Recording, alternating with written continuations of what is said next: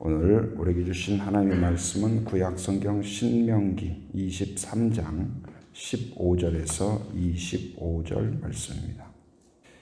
오늘 말씀은 그 약속의 땅에서 약속의 백성들, 곧 이스라엘 백성들이 지켜야 할 그 약속의 법들, 여러 가지 내용들을 다루고 있습니다. 15절에서 16절은 이제 도망친 종에 대하여서 어떻게 대할 것인가 그걸 가르쳐주고, 17절에서 18절은 이제 그 매춘을 금지하라. 그리고 19절, 20절은 빌려준 돈, 곧 동족 이스라엘 민족에게 같은 형제에게 돈을 빌려줬을 때 이자를 받지 말라, 그런 내용이고요. 21절에서 23절은 서원한 것을 그것이 시간을 끌지 말고 속히 지켜라. 그리고 24절, 25절은 그 굶주린 사람들, 먹을 것이 없는 사람들이 다른 사람의 밭에 들어갔을 때에 할 수 있는 그 경계선, 그것을 설명하고 있습니다. 15절, 16절 도망친 종에 대하여서 살펴보도록 하겠습니다. 15절, 16절 다시 한번 읽어봅니다. 시작. 종이 그의 주인을 피하여 그에게로 도망하거든 너는 그의 주인에게 돌려주지 말고 그가 내 성읍 중에서 원하는 곳을 택하는 대로 너와 함께 내 가운데에 거주하게 하고 그를 압제하지 말지니라. 그 이스라엘 땅, 약속의 땅, 그 젖과 꿀이 흐르는 땅, 풍성한 땅이죠. 그럼에도 불구하고 어떤 천재지변이라든지 어떤 또 개인적인 어떤 상황으로 인하여서, 피치 못할 사정으로 인하여서 종이 되는 경우가 생기게 됩니다. 또 여러 가지 어떤 어려움이 있어서. 그러나 여기서 종은 그 이스라엘 민족이 애굽에서 겪었던 그러한 종이 아니에요. 그러니까 보통 그 당시에 애굽에서 겪었던 그런 종의 모습, 또 그 당시에 어떤 문화 가운데에서 종의 모습은 어떻습니까? 인권이 없고 노예죠, 노예. 자기 생각도 가져서 되지 않고 인권도 없고 대우도 없고 보상도 없고 자기의 감정도 누릴 수 없고 표현할 수 없고 항상 참아야 되고 항상 피해를 봐야 되는 그런 사람이죠. 그러나 성경에서 말하는 그 종의 모습은 그렇지는 않습니다. 그들에 대하여서 그들이 종이지만 그럼에도 불구하고 그들을 존중하라. 그래서 15절에 보면 그 종이 그의 주인을 피하여 그랬죠. 주인을 피한다는 것은 주인에게서 도망쳐 나온 것인데, 왜 그러냐면 그 주인의 그 압제, 16절에 보면 그를 압제하지 말지니, 이제 그 말에서 힌트를 찾을 때에 그 주인이 어떤 그 종을 긍휼히 여기고 불쌍히 여기고 가족으로 여기고 돕는 자로 여기고 함께하지 못하고 어떤 그 자기가 갖고 있는 재산으로 인하여서, 그 권한으로 인하여서 그 종들을 압박하고 압제하고 잔혹하게 다루고 긍휼히 여기지 않고 그것을 참다 못하여서 이제 도망치죠. 역사에 보면 이제 이 아프리카에서 노예로 이렇게 끌려서 미국으로 간다든지, 그래서 거기에서 이 어떤 잔혹한 고통을 당하다가 도망친 경우에, 그런 경우에 보통 어떻게 했습니까? 이제 어떤 본보기로서 이 처참히 죽인다든지, 또 그것을 이제 사람들에게 보여주고, 또 어떤 그런 것들이 발각될 때 채찍으로 때린다든지, 뭐 영화나 또 역사 기록이나 이런 것에서 그런 것을 살펴볼 수 있죠. 그러나 오늘 본문에서는 그렇게 하지 말라. 그러니까 그 도망친 그들에 대하여서도, 그러니까 도망친 그들, 그 고통 가운데 있는 자들, 왜냐하면 너희들도 바로 너희들이 지금 주인 노릇하고 있지만 그 약속의 땅을 누가 주셨냐? 하나님이 주셨고, 너희들도 과거에 뭐였다? 바로 애굽에서 종되었던 자들이라는 사실을 늘 기억하라. 곧 믿음의 사람은 어떤 태도를 가져야 되냐? 예를 들어서 내가 재산이 좀 있다, 풍성하다, 그런다 할지라도 그것을 누가 주셨다는 사실을 기억해야 돼요. 하나님이 주셨다. 그리고 내가 과거에 어려웠던 시절을 기억하는 마음이 있어야 된다. 그래서 이제 어려운 사람 또 고통 가운데 있는 사람들을 무관심하거나 비하하거나 비아냥거리거나 무시하는 자가 아니라 오히려 내가 그 어려웠던 시절 바로 나를 도왔던 하나님의 은혜와 나를 도왔던 수많은 사람들을 기억하며 그들을 긍휼히 여기는 자가 되어야 할 것입니다. 오늘 또 그 이야기를 하고 있어요. 그 15절에서 주인에게 돌려주지 말라. 왜냐하면 얼마 전에 우리가 살펴보았죠. 그러니까 어떤 물건이든지 어떤 동물이든지 양이든지 소든지 길을 잃은 그러한 동물을 발견하면 어떻게 하라고 그랬어요? 반드시 찾아주어라. 심지어 그 주인이 멀리 있다. 아니면 어디 있는지 모르겠다. 그러면 그 양을 어떻게 하라고 그랬어요? 갖다가 데려다가 키워라. 보살피고 키워라. 내 것도 아닌데 매일 사료를 주고 풀을 뜯기고 수고하고 땀 흘리고 키우고 그래서 그것을 반드시 주인에게 돌려주어라. 그렇게 말을 했어요. 그러나 오늘 이 주인의 압제를 피하여서 도망친 종에 대하여서는 그걸 돌려주지 마라. 그리고 오히려 왜 그러냐? 그건 보통 그 당시에 어떤 문화나 타국이나 이방 나라에서는 이 종을 어떻게 여겼어요? 물건으로 여기는 거예요. 인권으로 대접하지 않고 사람으로 대접하지 않고 그의 감정과 그의 고통과 그의 아픔을 긍휼히 여기거나 그러지 않았어요. 그러나 바로 우리가 하나님의 은혜 안에서 살 때에는 내가 무엇을 갖고 있든지 내가 어떤 형편이든지 또한 어려운 자, 힘든 자, 고통 가운데 있는 자, 연약한 자에 대하여서 그를 무시하는 것이 아니라 바로 그를 바로 긍휼히 여기고 그를 보살피는 그러한 축복의 통로가 되어야 할 것입니다. 바로 이제 이 첫째는 주인에게 돌려주지 말고 그리고 노예에게는 할 수 없는 무엇이 있냐면 16절에 보면 그가는 누구예요? 바로 도망친 종이죠. 내 성읍 중에서 원하는 곳을 택하는 대로 그러니까 이 노예는 자기가 원하는 것을 선택할 수가 없어요. 자기가 원하는 곳에 살 수 없고 원하는 것을 할 수 없고 원하는 것을 먹을 수 없는 사람이 노예예요. 그런데 오늘 이 종에 대하여서 원하는 곳을 택하라. 네가 돌아가고 싶으면 돌아가고 있고 싶으면 있고 바로 그것을 배려한다. 이건 뭐냐면은 새로운 이 종에 대한 태도를 보여주는 거죠. 생각을 존중하고 인권을 존중하고 자유를 존중하고 압제하지 말라. 하나님은 어떤 분이십니까? 바로 긍휼히 여기시는 하나님이기 때문에 그래요. 곧 나에 대하여서 긍휼히 여기시는 하나님, 그 긍휼히 여김 가운데 오늘 생존하고 있고 나라를 차지하였고 젖과 꿀이 흐르는 땅에 살고 있는 자이기 때문에 바로 우리를 통하여서 하나님의 긍휼이 나타나는 자가 되어야 한다. 곧 우리에게 구원이 있다는 것, 그리고 우리에게 생명이 있다는 것, 오늘날 풍성함을 누린다는 것, 그것이 바로 하나님의 긍휼 가운데 이루어졌다는 사실을 기억하는 성도가 되기를 바랍니다. 이사야 42장 3절에 보면 상한 갈대를 꺾지 아니하며 꺼져가는 등불을 끄지 아니하고 진실로 정의를 시행할 것이며 곧 하나님은 성경의 모든 부분에 있어서 우리가 구원받을 만하기 때문이 아니라 바로 우리가 복을 받을 만하기 때문이 아니라 우리에게 복 주시기를 기뻐하시는 하나님은 우리를 긍휼히 여기시는 하나님인 것을 믿으시기 바랍니다.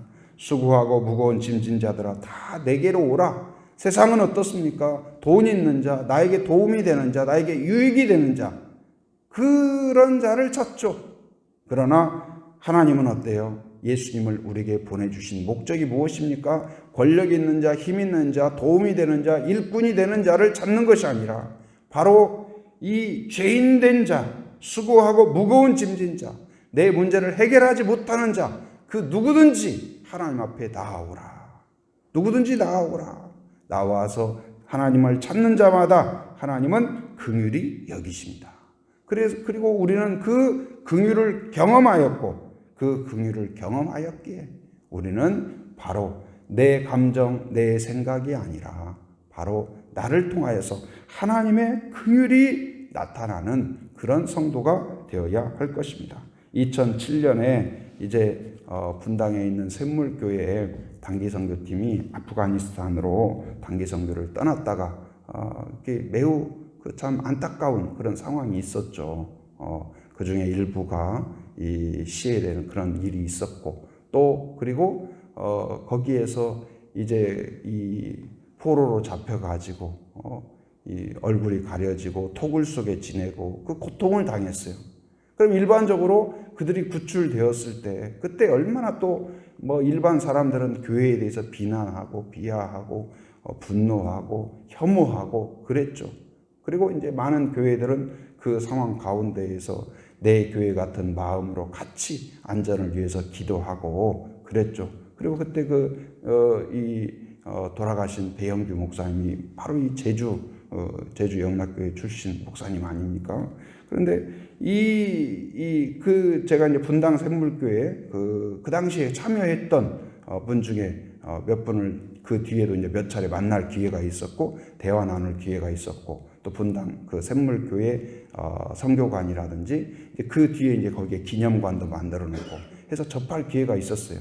근데 일반인 같으면 자기 같이 갔던 동료를 죽이고 고통스럽게 하고, 그리고 그랬던 사람들, 그런 나라, 또 아프가니스탄 생각만 해도 치가 떨리고 분노가 치밀고 그게 당연한 거 아닐까요? 그런데 그때의 단기 선교 갔다 왔던 분 중에서 상당수가 선교사로 헌신해요, 오히려.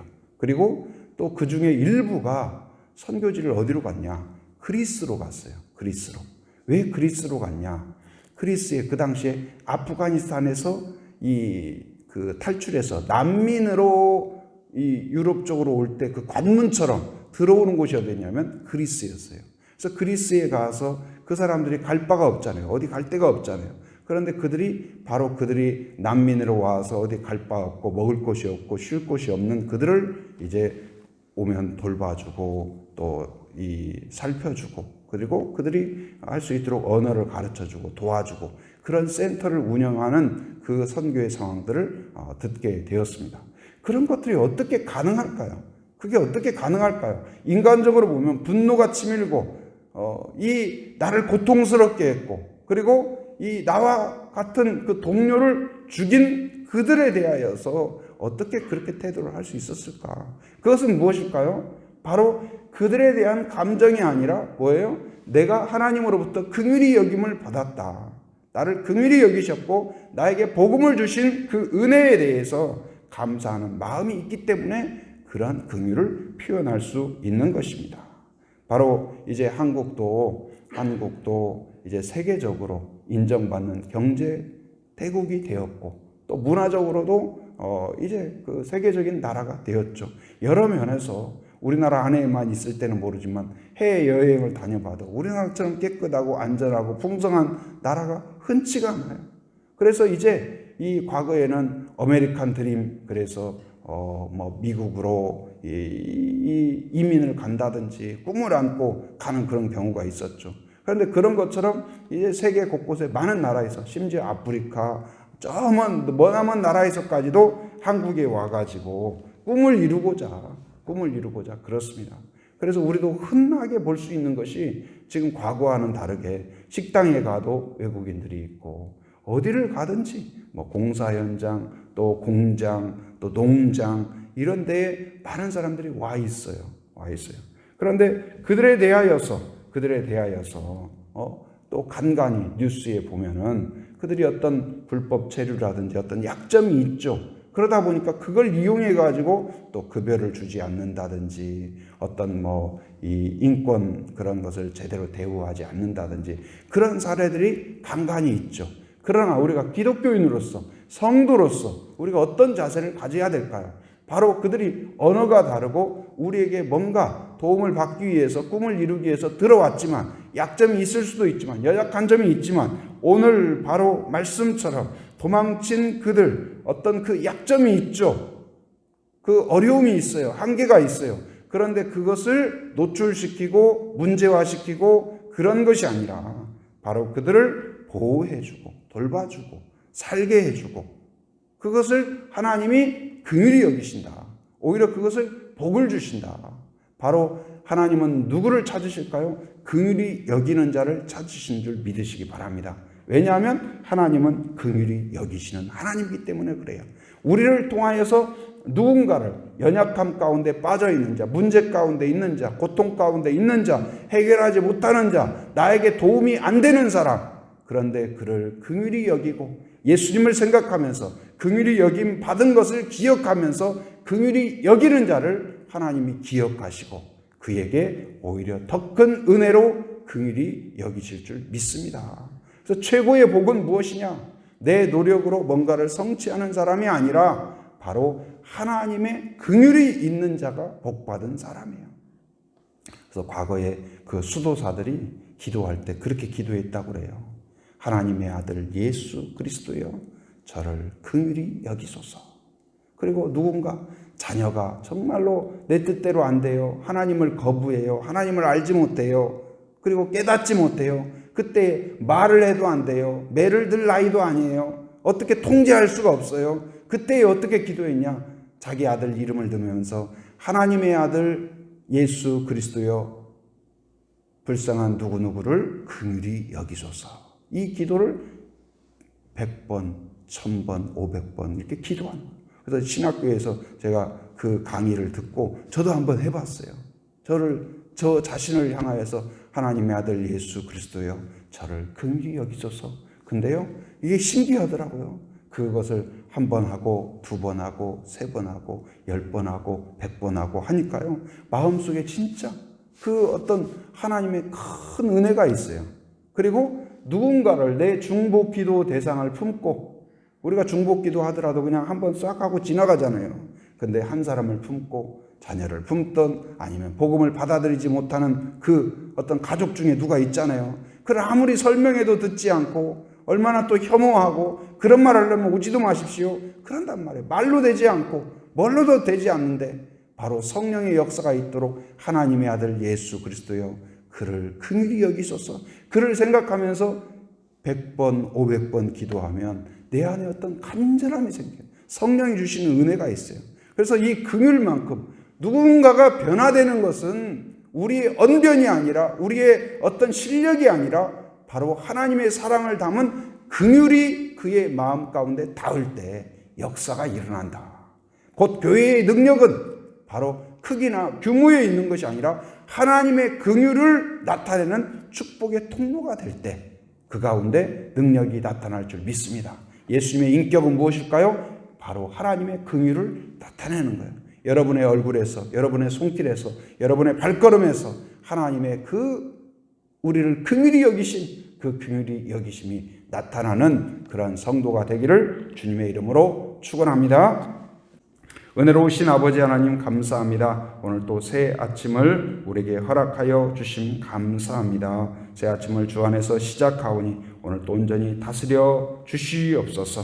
오늘 말씀처럼 하나님 상한 갈대도 꺾지 아니하시며 꺼져가는 등불도 끄지 아니하시는 하나님의 긍휼을 우리가 생각하고 기억하는 자 되게 하여 주옵소서. 하나님의 긍휼 가운데 오늘이 있고 건강이 있고 안전이 있고 또한 믿음이 있는 것을 기억하여서 하나님 우리 앞에 있는 많은 어려움 가운데 있는 자, 고통 가운데 있는 자, 어찌할 바 모르는 자들을 하나님 긍휼히 여기고 또한 축복하는 중보하는 축복의 통로가 되게 하여 주시옵소서. 또한 한국 사회에 있는 여러 가지 어려움 가운데 있는 자들을 또한 돌보는 우리 한국 교회가 되게 하여 주시옵소서. 이제 내일 주일을 준비합니다. 하나님 아버지 모든 또한 성도들 사모함과 기대함으로 주일을 준비하게 하시고 예배 가운데 풍성한 말씀과 풍성한 교제가 있게 하여 주시고 다시 온전한 마음으로 하나님께 예배하는 주일이 되게 하여 주시옵소서. 하나님 아버지여 아직 이제 유아부 아동부 예배가 시작되지 못하고 있습니다. 코로나의 상황도 하나님 속히 해결되게 하여 주옵소서. 코로나의 상황 하나님 산발적으로 일어나는 모든 상황들을 긍휼히 여겨주셔서 뿌리채 근본까지 다 해결될 수 있도록 인도하시고 확진자들과 또 격리되어 있는 분들을 긍휼히 여겨주셔서 그 상황들을 잘 이겨낼 수 있도록 인도하여 주시옵소서. 또 하나님 또 질병 가운데 있는 자들을 긍휼히 여겨 주옵소서. 하나님 아버지여 주님 투병하고 있는 자들을 또한 환우들을 긍휼히 여겨 주셔서 만져주시고 찾아가 주시고 치료해 주시고 회복의 은혜가 있게 하시며 마음의 용기를 허락하여 주시옵소서. 하나님 또한 오늘 또 하나님 앞에 나와 기도하며 간구하는 한 사람 한 사람을 기억하여 주시고 마음에 품은 기도 제목들을 하나님께 올려드릴 때 신실하신 하나님, 긍휼히 여기시는 하나님이 아버지여 만져주시고 또한 응답하여 주시고 새롭게 하여 주시옵소서. 오늘 또 삶의 현장에 살아가는 모든 성도들 이곳저곳을 왕래할 때마다 안전하게 하시고 건강하게 하시고 안전운행하도록 인도하여 주시옵소서. 해외의 육지의 군에 있는 가족들, 자녀들, 성도들을 기억하시고 오가는 모든 소식이 은혜로운 소식, 복된 소식 되게 하여 주시옵소서. 지금은 우리 주 예수 그리스도의 은혜와 하나님의 풍성하신 사랑과 성령의 교통하심, 인도하심의 역사가 오직 하나님의 긍휼을 기억하며 또한 사람들에게 긍휼을 나타내기로 결단하는 한 사람 한 사람 머리 위에, 가정 위에, 일터 위에, 사역 위에 지금으로부터 영원토록 함께 하시기를 간절히 축원하옵나이다. 아멘.